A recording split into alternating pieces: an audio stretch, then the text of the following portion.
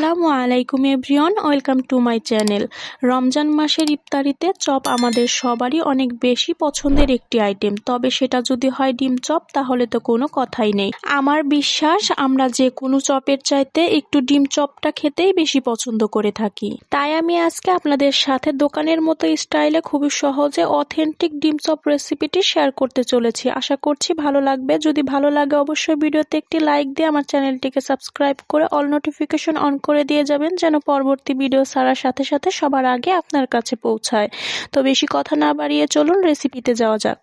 এই রেসিপিটি বানানোর জন্য আমি একটি বাটিতে নিয়ে নিচ্ছি 1/3 কাপের 2 কাপ পরিমাণ বেসন, 1 কাপ পরিমাণ ময়দা এবং 1/4 কাপের 1 কাপ পরিমাণ চাউলের গুঁড়ো। আপনারা কিন্তু এখানে চাইলে চাউলের গুঁড়োর পরিবর্তে কর্নফ্লাওয়ার ব্যবহার করতে পারেন, তবে চাউলের গুঁড়ো ব্যবহার করতে চেলে ব্যবহার করতে হবে এবং বেসনটাও কিন্তু চেলে ব্যবহার করতে হবে। এবার এর মধ্যে অ্যাড করে দেব ঘরে থাকা বেসিক কিছু মশলা। আমি এখানে দিয়ে দিয়েছি 1/2 চা চামচ পরিমাণ হলুদ গুঁড়ো, 1 চা চামচ পরিমাণ লাল মরিচের গুঁড়ো, দিয়ে দেব স্বাদ মতো লবণ, 1/2 চা চামচ ধনিয়া গুঁড়ো এবং 1/2 চা চামচ পরিমাণ জিরা গুঁড়ো। আরও দিয়ে দিয়েছি সামান্য একটু আদা এবং রসুন বাটা। এখন অল্প অল্প করে পানি দিয়ে একটি ব্যাটার তৈরি করে নেব।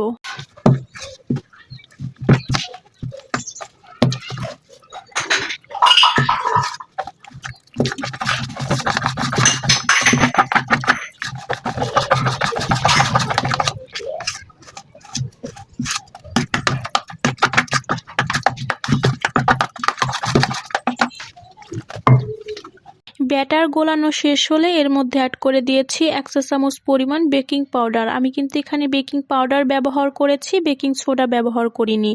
বেকিং পাউডার দেওয়ার পরে আবারও সব ব্যাটারের সাথে মিশিয়ে নিয়ে এর মধ্যে একটি আঙ্গুল দিয়ে ডিপ করে দেখে নেব কনসিস্টেন্সি ঠিক আছে কিনা। যখন দেখতে পাবেন আঙ্গুল থেকে টুপটুপ করে ফোঁটা ফোঁটা পড়ে যাচ্ছে এবং আঙ্গুলে একটা কোট হয়ে আছে, লেয়ার হয়ে আছে, তখন বুঝতে পারবেন যে ব্যাটারের কনসিস্টেন্সি ঠিক আছে।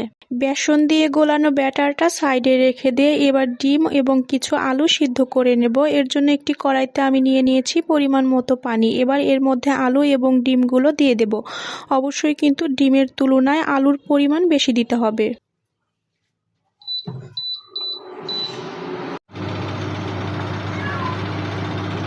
ডিম এবং আলু সিদ্ধ হয়ে গিয়েছে। এবার এগুলোকে নামিয়ে নিয়ে হালকা ঠান্ডা পানি দিয়ে ধুয়ে ঠান্ডা করে নিয়ে খোসা ছাড়িয়ে নেব।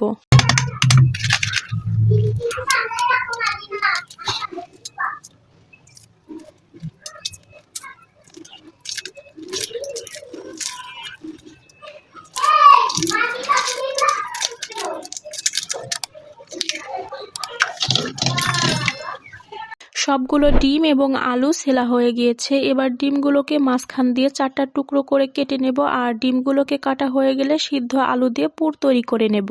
এবার সিদ্ধ আলু দিয়ে পুর তৈরি করার জন্য একটি কড়াইতে দিয়ে দিয়েছি অল্প একটু তেল এবং কিছু পেঁয়াজ কুচি। এই পেঁয়াজ কুচিগুলো হালকা বাদামি হওয়া পর্যন্ত ভাজতে থাকবো।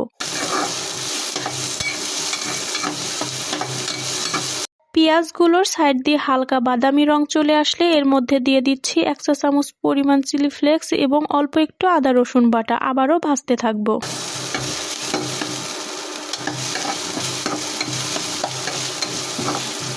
ভাজতে ভাজতে যখন আদা রসুন পেস্টের গন্ধ চলে যাবে এর মধ্যে অ্যাড করে দিতে হবে 3 টেবিল চামচ পরিমাণ টমেটো সস। আপনারা চাইলে এখানে টমেটো সসের পরিবর্তে একটা পাকা টমেটো অ্যাড করে দিতে পারেন। টমেটো সস দেওয়ার পরে নাড়াচাড়া করে সবকিছুর সাথে মিশিয়ে নিয়ে সিদ্ধ করে নেওয়া আলুগুলো হাত দিয়ে ম্যাশ করে এর মধ্যে দিয়ে দিতে হবে।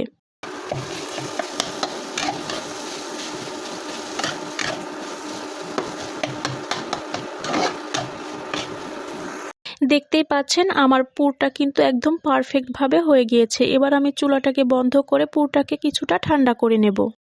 আলুর পুর যখন ঠান্ডা হয়ে যাবে, যখন হাত দেওয়া যাবে, এ পর্যায়ে কেটে রাখা সিদ্ধ ডিমের উপরে অল্প অল্প করে আলুর পুর দিয়ে কাটা অংশটাকে সিল করে দিতে হবে, যেন কুসুমটা বের হয়ে যেতে না পারে।